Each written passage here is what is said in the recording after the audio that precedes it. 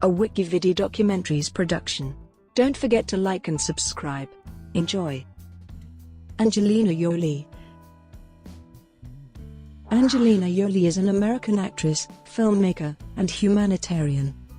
She has received an Academy Award, 2 Screen Actors Guild Awards, and 3 Golden Globe Awards, and has been cited as Hollywood's highest-paid actress. Jolie made her screen debut as a child alongside her father, Jon Voight, in Looking to Get Out.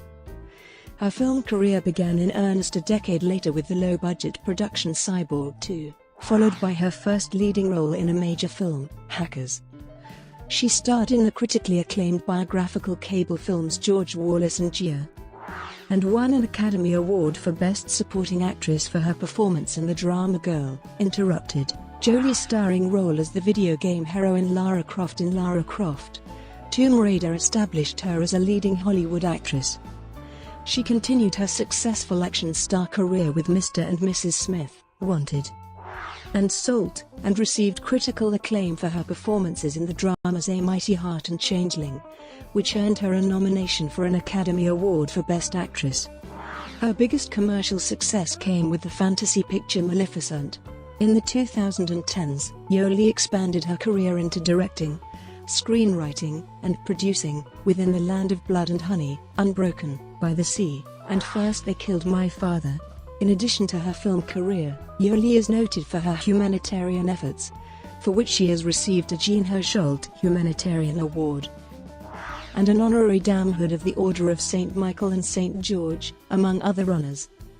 She promotes various causes, including conservation, education, and women's rights, and is most noted for her advocacy on behalf of refugees as a special envoy for the United Nations High Commissioner for Refugees.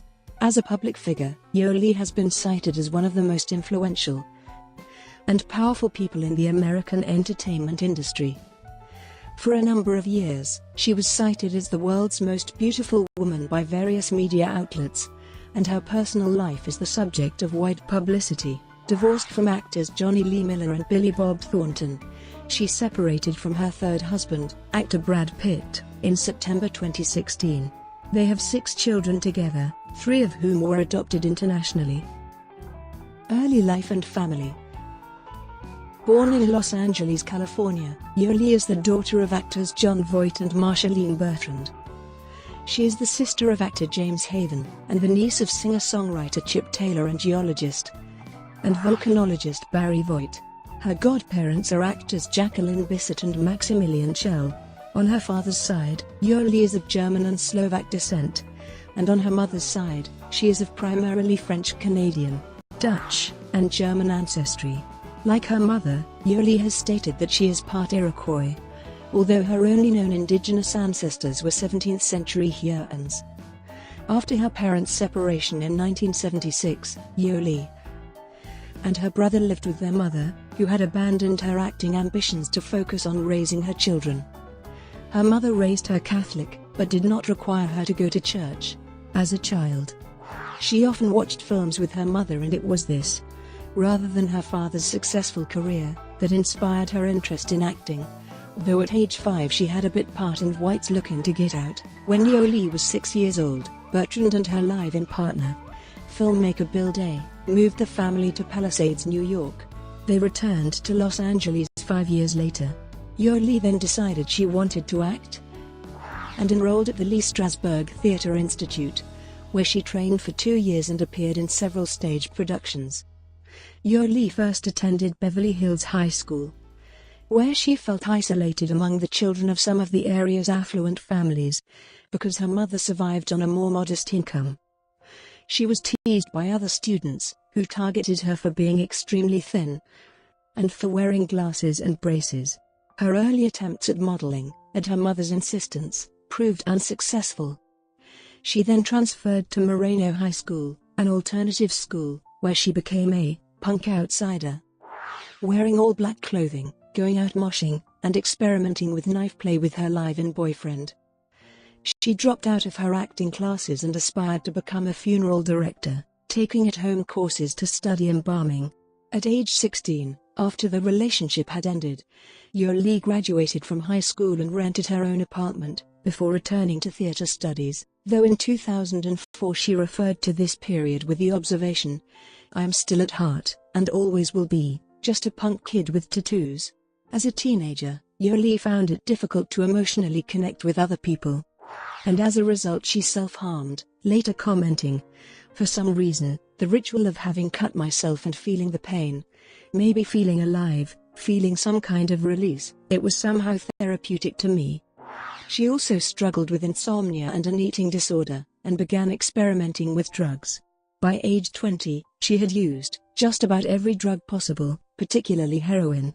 Yeoh-lee suffered episodes of depression and twice planned to commit suicide, at age 19 and again at 22, when she attempted to hire a hitman to kill her. When she was 24, she experienced a nervous breakdown and was admitted for 72 hours to UCLA Medical Center's psychiatric ward. 2 years later, after adopting her first child, Yeoh-lee found stability in her life, later stating, "I knew once I committed to Maddox, I would never be self-destructive again." Yeoh-lee has had a lifelong dysfunctional relationship with her father, which began when Voight left the family when his daughter was less than a year old. She has said that from then on their time together was sporadic and usually carried out in front of the press. They reconciled when they appeared together in Lara Croft, Tomb Raider, but their relationship again deteriorated. Yeoh-lee petitioned the court to legally remove her surname, Voight, in favor of her middle name, which she had long used as a stage name. The name change was granted on September 12, 2002. Voight then went public with their estrangement during an appearance on Access Hollywood, in which he claimed Yeoh-lee had serious mental problems. At that point, her mother and brother also broke off contact with Voight. They did not speak for 6.5 years, but began rebuilding their relationship in the wake of Bertrand's death from ovarian cancer on January 27, 2007, before going public with their reconciliation 3 years later. 1991, 1997, early work. Yeoh-lee committed to acting professionally at the age of 16, but initially found it difficult to pass auditions, often being told that her demeanor was too dark. She appeared in 5 of her brother's student films, made while he attended the USC School of Cinema Television, as well as in several music videos, namely Lenny Kravitz, Stand By My Woman, Antonello Venditti's At La Marière, The Lemonheads, It's About Time, and Meat Loaf's Rock and Roll Dreams Come True. She began to learn from her father, as she noticed his method of observing people to become like them. Their relationship during this time was less strained, with Yeoh-lee realizing that they were both drama queens. Yeoh-lee began her professional film career in 1993, when she played her first leading role in the straight-to-video science fiction sequel Cyborg 2, as a near-human robot designed for corporate espionage and assassination. She was so disappointed with the film that she did not audition again for a year. Following a supporting role in the independent film Without Evidence, she starred in her first Hollywood picture, Hackers. The New York Times critic Janet Maslin wrote, "Kate stands out. That's because she scowls even more sourly than her co-stars, and is that rare female hacker who sits intently at her keyboard in a see-through top." Hackers failed to make a profit at the box office, but developed a cult following after its video release. After starring in the modern-day Romeo and Juliet adaptation Love Is All There Is, Yeoh-lee appeared in the road movie Mojave Moon, of which The Hollywood Reporter said, "Yeoh-lee, an actress whom the camera truly adores, reveals a comic flair and the kind of blatant sexuality that makes it entirely credible that Danny Aiello's character would drop everything just for the chance of being with her." In Foxfire she played a drifter who unites 4 teenage girls against a teacher who has sexually harassed them. Jack Matthews of the Los Angeles Times wrote of her performance, "It took a lot of hogwash to develop this character, but Yeoh-lee, Jon Voight's knockout daughter, has the presence to overcome the stereotype." Though the story is narrated by Maddie, Legs is the subject and the catalyst. In 1997, Yeoh-lee starred with David Duchovny in the thriller Playing God, set in the Los Angeles underworld. The film was not well received by critics. Chicago Sun-Times critic Roger Ebert noted that Yeoh-lee finds a certain warmth in a kind of role that is usually hard and aggressive. She seems too nice to be a mobster's girlfriend, and maybe she is. Her next work, as a frontierswoman in the CBS miniseries True Women, was even less successful. Writing for the Philadelphia Inquirer, Robert Strauss dismissed her as horrid, a fourth-rate Scarlett O'Hara who relies on gnashed teeth and overly pouted lips. Yoli also starred in the music video for the Rolling Stones' Anybody Seen My Baby? As a stripper who leaves mid-performance to wander New York City. 1998-2000 Breakthrough. Jolie's career prospects began to improve after she won a Golden Globe Award for her performance in TNT's George Wallace, about the life of the segregationist Alabama governor and presidential candidate George Wallace, played by Gary Sinise.